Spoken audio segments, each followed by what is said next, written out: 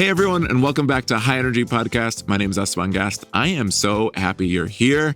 Today we have a really, really incredible episode. We've got someone who has lived many lives thinking about how to make the world a better place and the grid a cleaner grid and how to do all the things that we love talking about here on High Energy. We've got someone with like 30 years of experience in a variety of roles. I can't wait to get into it. Please welcome Ken Chawkins. Glad to be here.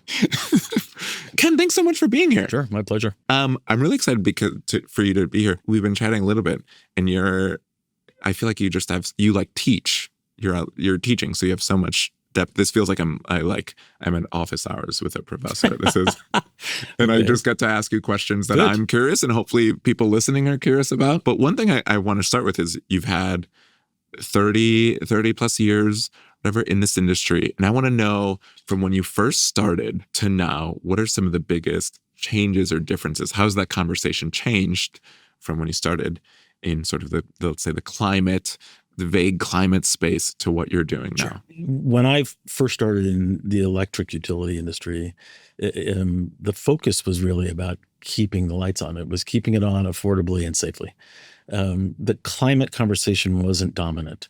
It was there, to be sure, but I will tell you that 20 years before that, it wasn't there. It started as the ecology movement. There wasn't really climate science. That wasn't a thing in the 70s. In the 70s, it was ecology and recycling and all of that. When I started, it was still dominated by the energy industry, dominated by keeping the lights on at an affordable rate. The reason you have monopolies and utilities is so that you don't want people to think about it. You want them to go to the wall, hit the button, the light comes on 99.9% of the time, and that's how it works. And you don't want them to fall out of their chair when the bill comes. I don't know about you. I have lived in places where the lights aren't always on. They go off, they go on, or they only come on between certain hours. And frankly, the population gets used to that. We wouldn't suffer that here. We wouldn't be allowed. You'd have, after the first day of lights on off, you get people really, really upset. So what I'm saying is, when I first started, that was the emphasis. Over time, as energy policy moves into environmental policy, and you start to have a lot more consciousness of the warming of the earth, of climate change, of all the destruction that is embedded in that.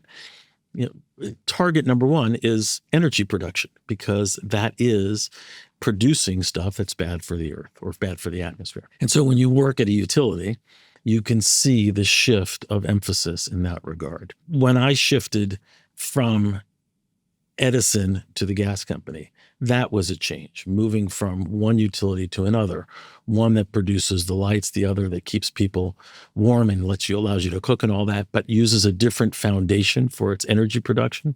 That's a change. So I started to see more of it as a function of time moving on, but also of where I was.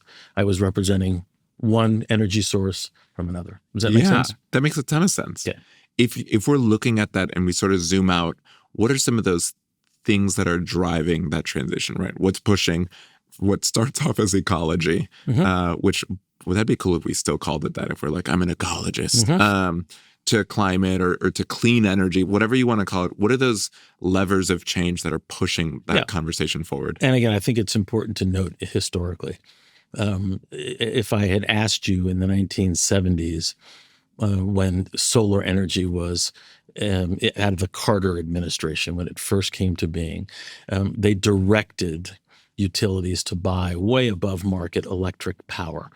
What was the reason for that? It had nothing to do with climate change or environmental. It had to do with energy independence. We were being leveraged by the OPEC countries on oil, and there was a move to say we need to develop alternative forms of energy. And so that was the move for solar. It was super expensive. The technology was not very advanced. Over 50 years, you have a huge advancement in technology. You have a huge reduction in cost. And now a solar panel on your roof does the whole house. It's that things like that you couldn't even conceptualize that. That push, that change in the 90s, I would say, started to move from, well, maybe 80s, from energy diversity, energy independence, more towards environmentalism. And that's when government started to make changes and make decisions based on the atmosphere, the air, cleaning the air, cooling the climate, et cetera. Those decisions in government then give indicators in our society to the market to then create the changes. I do want to juxtapose one thing, though. Again, this system, our system, is special that way. If you go to other countries where they make decisions differently, the reference I will make is to the Yangtze River in China. They wanted to dam up the river to make hydroelectric power for whatever reason. They don't have to ask stakeholders. Yeah. They just literally moved millions of people out of the way. Their stakeholder was the government. They moved people out of the way. They dammed the river. There was no environmental protection sense that they needed the power. That decision-making process doesn't work here, right? Instead, we have governments that make decisions that send indicators to the market. The market then makes changes, and you have technology that goes up, prices that come down, and people's behaviors change. When you look at those stakeholders that help drive decisions, let's say even in Southern California, my simple view of it is like you've got, the companies, the government, and then kind of general people. What are stakeholders maybe that I'm not seeing? Okay. What are some of those important stakeholders? So this is what we do at my class at UCLA's Luskin School. It's important that you just called those out because those are the ones that are obvious. Unions, labor, people's jobs, people's wherewithal, regulators, the people that are working their butts off to protect us, to create the rules of the road so that the regulations are not there to stop things, just to stop things. They are there to protect us. There are elected officials. They're a stakeholder. They have their views of the world and what they're trying to accomplish. And therein, in the middle of all that, if you're trying to create a policy that works, you could write the best policy memo in the world. If you don't understand who's walking the halls with you in Sacramento or in Los Angeles or in DC and what their interests are, your policy is not going anywhere. Yeah. Now, let me position something for you. If this was an emergency, we had the fires in Southern California, people just run and do stuff. That's an emergency that is so present that the kind of rules come off and everybody just goes to do what they can. Those people who believe that climate change is an emergency, I've seen the data, you've seen the data. I know what the lines look like. If you can't convince in a democracy the stakeholders that the emergency is upon us, you will not have them move in a way that you want them to as an emergency. Yeah. I can agree with you that it's an emergency. But unless I'm the policymaker seeing it and agreeing with it and representing my stakeholders, labor, business, et cetera, down the road, then I won't move policy. So you have to create the emergency with data or however else you can. Make sense? Yeah. Okay. Is that part of the work that you're thinking about now, like bringing this consciousness, let's say, or awareness of like, hey, there's a climate emergency to these stakeholders? Like how much, to me, that's such an interesting theory of change. Let's say that is a practical from someone who's understood how to make change. I'm like, oh, that's really interesting to bring people into this conversation saying it is an emergency and emergencies require a different mode of operating. Is that part of how you're thinking about how to make change now? Or is this you're like, Esteban, this is just sort of a big picture way of how to navigate. No, I think there's a continuum. There are decisions that are made with an emergency in mind that are made. Now, what I would tell you is underneath that emergency, maybe there's 30 years of people pressing. So it's not really an emergency. It's been 30 years working, and all of a sudden the top comes off and you make a decision. We just had a significant change in the state of California. Yeah. The change in the CEQA rules, right? The governor signed that. To give more context, this is the housing, right? Well, this is the California Environmental Quality Act. Yes. Which for 40 years, 30 years has restricted how people can develop anything in California and without environmental review and a whole process and all that. And it has allowed for the protection of a lot of people, but also it's been abused for many, many years by different interests that use things just to stall projects. They just wrote a law that signed a law. The governor just signed a law that changed that. That said we have to relax some of that because we need more housing. We need more development in certain areas. Now, that wasn't an emergency, but you ask anybody who dealt with it for 30 years, it was a pain in their ass for 30 years, inappropriately so. And they couldn't get it changed. Nobody touched it. Nobody went near it because it was too difficult. And then it changed. It changed because housing became an emergency. Yeah. Right. And so this is again how our system works. What I would say to you is that most policy doesn't really happen as a result of an immediate emergency. It happens as a result of years and years and years of, I would say, incremental change or incremental analysis and incremental pushing until the tide finally turns. And that requires a lot of work with a lot of stakeholders. For people listening, like what the back and forth would be with government officials, right? Like, and I know, I know these are sort of abstract questions. I'll give you examples. But we're getting into but I wonder what that is, right? If someone's like, oh my gosh, totally. I mean, even taking this past, like, how do you think, is that process? Is that petitions or? I would say to you, first thing is, do not throw your hands up and say, that's just politics. Yeah. You are now ceding ground, number one. Number two, to demonize the other side doesn't help. It just doesn't. You would be better positioned to understand the other side. Understand what is the reason that's making somebody say, I don't care about your climate. I want to put gasoline in my car. They're not bad people. Find out what it is and understand it because you're trying to calibrate your weapons to change policy. The minute you walk away from it or you demonize the other side, you are ceding ground. You're not in the game. Third, I would say politicians is a bad word. There are hundreds, thousands of public officials that work every day to do the people's business. Yeah. You read about the bad ones in the newspaper and you say, they're all a bunch of crooks. They're not. Regulators, staff members are working hard every day to protect your interests. And yes, there are bad ones and they do bad things, right?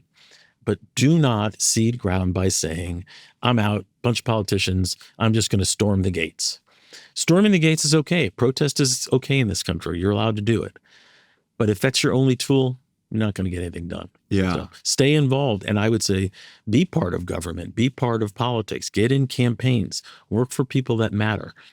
Don't just throw your hands up and walk away. It's too easy. It's a very cynical view and it's way too easy to do. Don't do it. One of the most profound books I read recently was Who's the Government with Michael Lewis, who did like The Big Short and a bunch of others.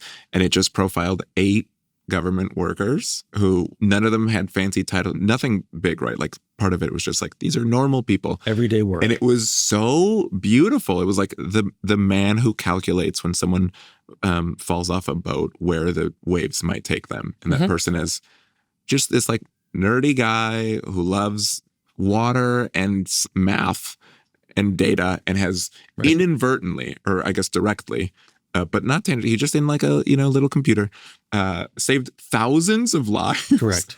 And he sends to the Coast Guard, reaches out to his like algorithm or whatever, and him and his team, and he goes, oh, here's what I think. Here's the waves are probably driving this person this way, and he's right. Correct. And you're like, this person is just a guy in government. There are thousands of them. And every rule that you bump into, trust me, there is a reason that rule exists. Somebody got hurt. Something went wrong. Something happened. And it doesn't mean that the rule is current now. Maybe it's a 60-year-old rule. It needs to go away. But there's a reason that it happened. If someone like is getting into this space, right? They're thinking, they're running the numbers. Where can I make a difference? What are some places that you think people maybe don't look at that have a profound impact? Like even you being right as part of the grid or the system. Like I'm like, that's people on that side think being thoughtful about this feels really good, but no one as a kid is like, oh boy, I can't wait to work really big into electricity. Right. There are some, but that's true. There are some. No. It's a good question, and it depends on where you are in life and what stage in life. There are all kinds of nonprofit organizations that you could go in and volunteer. There are all kinds of campaigns for elected officials that need people that, so I would say support local elected officials, support nonprofit organizations. I'll give you an example of one. This is it's a good example of being involved. East Yards. There's a nonprofit called East Yards. If you look at the data along the freeways coming up from the port, up the 710 freeway, out the 10 freeway, you've got the most polluted areas along the freeways. Yeah. It's because stuff comes from overseas, it goes to the port, put it on a truck or a train or whatever, it comes up the freeway, and a kid in Indiana gets his tennis shoes. Literally, 40% of all goods in the United States come in through that port. And the incidence of upper respiratory disease and asthma, premature death, heart disease are much higher around the freeways than not. And what type of people do you think live around the freeways? People of color, lower income people. It is literally an provably immoral crisis that we have. Yeah. You can look at the data and it's happening. The reason I bring it up is East Yards as a group, and there are many groups, is an environmental justice organization. Go volunteer with them. Go find out what they're doing. They are basically saying enough of moving environmental problems closer to where the poor people are, the people of color. No, you're not putting your prison here. You're not putting your dirty industry here. And they fight that stuff, right? Yeah. That's where you can put your shoulder to the wheel. You can say, I want to help stop that kind of stuff. When the data is clear, and we have to fix things like that. So, East Yards, your local government I live in Pasadena. For the people who live in Pasadena, the people who live in Santa Monica, people who live in small cities, even Los Angeles, you can get your hands on things by going to your city, going to your elected offices and say, how can I help? I'm interested in environmental stuff. How can I help you do that? Yeah. And they will have task forces, and they'll have commissions, and they'll have committees. Get involved at the local level to figure out what they're doing. I have a couple of examples that I'll give you, but that's what I would say is you don't have to be, what's her name, Greta Thunberg. You don't have to be doing, global World Health Organization. You don't have to do that. Act locally, and you'll find that you're going to get enriched by the stuff that you do. I'm curious if someone wants to work in this field and is curious about this field, which I think a lot of the people listening and watching this are, what is something that they should know beyond just like a passion for climate or for the earth? Well, again, I use the phrase, think global, act local, but also understand the long-term game, that these things take time generally. And even if you feel it's an emergency, generally speaking, things take time. And just yelling louder and slower to somebody or discounting somebody on the other side doesn't make your emergency an emergency for everybody. So understanding there's a long-term game, but also trying your hardest instead of yelling louder to ask the questions, to understand who you're working with here. Who's with you? Who are your assets? Who are the people that agree with you and who don't? And what's the reason they don't? If you can identify the reasons that people don't agree with you and you can start to address those in your stuff, you're going to see your policy unfold. You will see it. If you just ram forward and say, no, you got to do it because it's an emergency, you're not going to have much success. So understanding the long-term nature of things, but also understanding that you have to combine that with a sensitivity and a perspective of other people involved. You're not the only one making the decisions. Lots of people do. Yeah, that's great advice of maybe the discipline and foresight to think long-term. Yeah. And the like coalition building, listening, almost like arms open invitation mindset of the short term, which helps build that long term. Of course, building a coalition. Drive your passion into the process. Don't just yell at the process. There is a process. You have to drive it in and be creative about it. But that's a beautiful thought of like, let your passion fuel the process. Mm-hmm. Passion is amazing, and it's sort of a step one. Yep. Now we got to build out that process. Right. Yeah, that's great. It's a good bumper sticker. Passion, drive, process. Okay. We'll go 50-50 on it. We've got a few more questions, and then we have listener questions. So we sometimes say, hey, we're talking to this person. Does someone have any questions that are relevant? So we've got a few questions for you. Anybody I know? I don't know. This is, I hope this not. is from my mother. Yeah, your mother. And it says, when are you going to law school? That's funny, actually. Was that a dream? No, it was not. For her, maybe. No. No. Every now and then, my parents send me Right. the law school app. They're both professors, my parents, so they're like, the fact that That's why you're a comedian. Yeah. Right. The fact that I don't have a doctorate is baffling to them. Yeah. They're like, yet. Right. You never know. There you go. I'm working for an honorary one. That's what I want.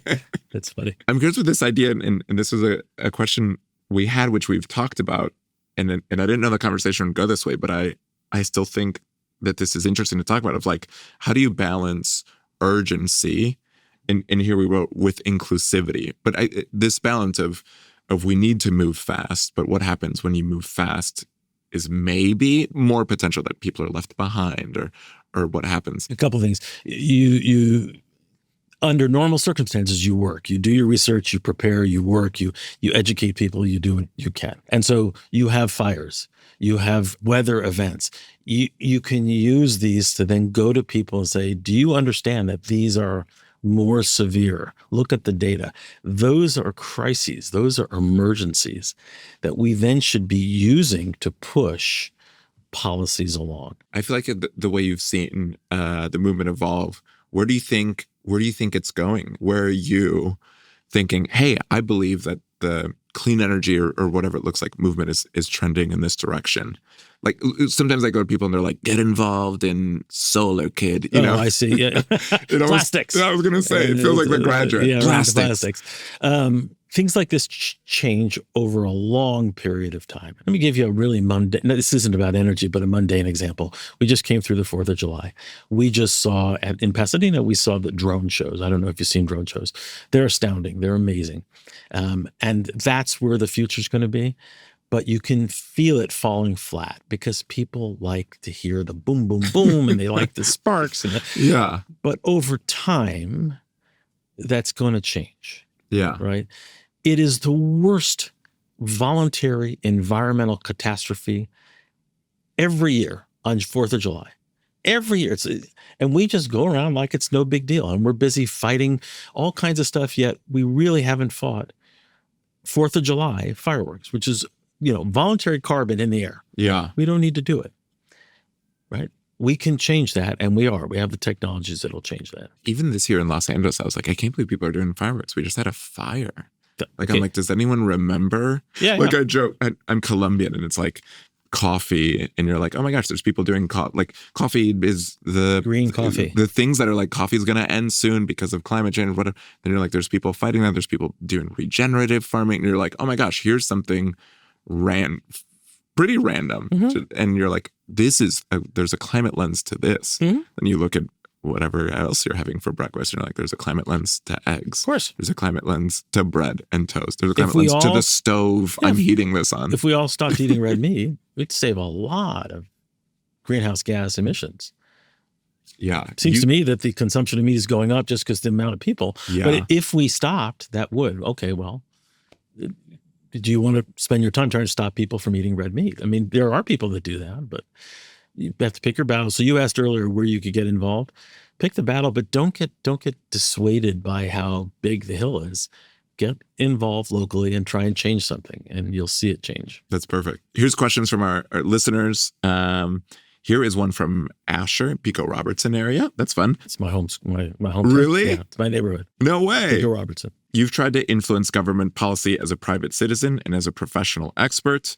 How have those two experiences shaped each other? The private area has given me the examples that I need.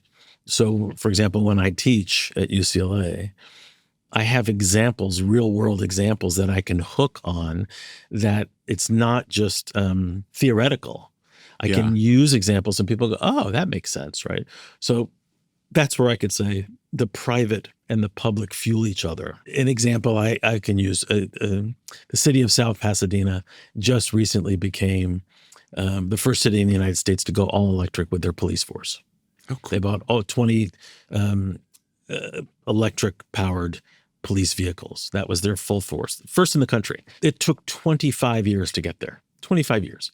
The Councilman Michael Cacchiotti, who actually is also the vice chair of the AQMD, he was the driving force behind it. And he was doing it 20 years ago. Yeah.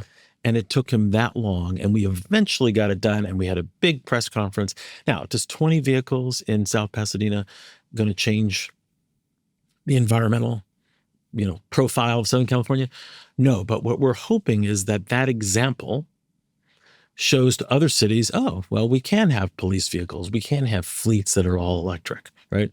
That's a way where I can use that example in my work out as a private citizen and others and say, no, we can do this. Yeah. So driving examples. So being in the system shows me examples of how things work, and then out of the system allows me to let people know that the system does work. Yeah. And here's how it works. Yeah. The system works. It might just take a teeny bit longer. That's right. That's why I could give advice to people about, if you want to change something, here's how to do it. You can chain yourself to this fence at City Hall, or you can get involved and try and get something done. Okay. Here's a question from someone named Oscar. Who are some of your heroes when it comes to energy or climate? I don't know about heroes. It's I'm not big on hero worship per se. I think I'll give you local examples. I think what Al Gore has done for the country will be seen as monumental. Just using his profile, stepping away from politics and moving in the direction they did is astounding. But I want to position that against the locals that I mentioned. My heroes, the people that are working hard at the AQMD, the regulatory bodies, the city council members that are doing local stuff. There's a woman in Pasadena. There's an organization called Pasadena 100. There's a woman named Cynthia Kennedy. She works hard focusing on getting the city of Pasadena to go 100% carbon-free in their power production or their procurement. There are heroes throughout local cities, so I don't want to pick one necessarily. But as you can tell, I lean more towards the public officials and or the hardworking regulators or hardworking city or county staff that are doing the work day in and day out to get it done. Those are the folks that I would try and lift up. Yeah. That makes sense to me. That's great. That's beautiful. Here's the last question for today. Thank you so much for being here. Sure. This is from Lisa in Beaumont. How are working class folks being represented in the large scale energy conversations in Southern California? Wow. Final question. Great question. A bunch of these conversations are happening. Yep. How are working class people represented in those conversations? This is where it gets tricky, because working class suggests that there might be people who are price sensitive, who might have jobs in the energy world, and who are really, really just focused on keeping the lights on, keeping the food on the table, kids go to school. If you are in a position to make changes that requires that person, when their water heater goes out, they have to go buy an electric water heater. Yeah. Which, even if you provide subsidies, they have to rewire the house. They have to change how they do things. They have to change how they cook. I'm not saying it's all bad. I'm saying that that's what's coming. If you're a working class person that is price sensitive in that regard, that's a problem for you. That's a problem. However, if you're the working class person who's living along the 710 freeway and all three of your children have asthma and you don't know why, and all of a sudden you look and everybody else has asthma, and the reason is because the diesel trucks have come through, and it's called the diesel death highway, right? You may be a working class person that says, no, we need battery electric trucks. We need hydrogen fuel cell trucks. You could be on multiple sides of it. So I would say, here's the challenge for working class people to be involved. A working class person, by definition, is probably busy working during the day, maybe taking care of kids, coming home, maybe has 2 jobs or 3 jobs. They don't have necessarily the free time to show up at an AQMD hearing, to show up, to go to Sacramento and lobby. The only thing I could say is, as much as you can for working class folks, find the organization in your neighborhood where you can be involved that allows you to be with your kids. And it could be the PTA. Yeah. PTAs can take positions on the environmental community in their schools. Yeah. Right? Find that, and as a working class person, whatever sliver of time you have, bring the kids with and be involved. If you have the opportunity to go a level higher and testify at and be involved in and go a higher level, do it. And then finally, again, I'll elect the right people. Politics is not something to just say that's over there and I'm over here. You've got to elect people who will then go represent your voices at the right spots at the right times. There are some really, really tremendous elected officials in Sacramento who are there for the right reasons, who are doing the hard work. And if you support them, they'll support you. Yeah. Ken, thank you so much for being here. It's a I feel pleasure. like this was like lessons and learnings in the hard and necessary truths on how to create change. And I love that. I think more people need to say, absolutely, there's good people doing their best. Yep. And it takes a while, and it requires coalition building. It requires things that might be uncomfortable, like working with people you disagree, or at the very least, deeply trying to understand them. Like genuinely in good faith trying to understand them, which I think is something that we don't hear about too often. So thank you for being here. Pleasure. Thank you for being on High Energy. And thank you for watching and listening. Please be sure to subscribe to the podcast for more conversations like this. And if you like it, please review, tell your friends and your family. And we hope to see you next time. And if you have questions, we want to hear. These were great questions. We want to hear all sorts of questions. highenergypodcast@socalren.org. You can email your questions in. H-I, energypodcast@socalren.org. Thank you so much. Appreciate it. Thanks for being on the show. It's a pleasure.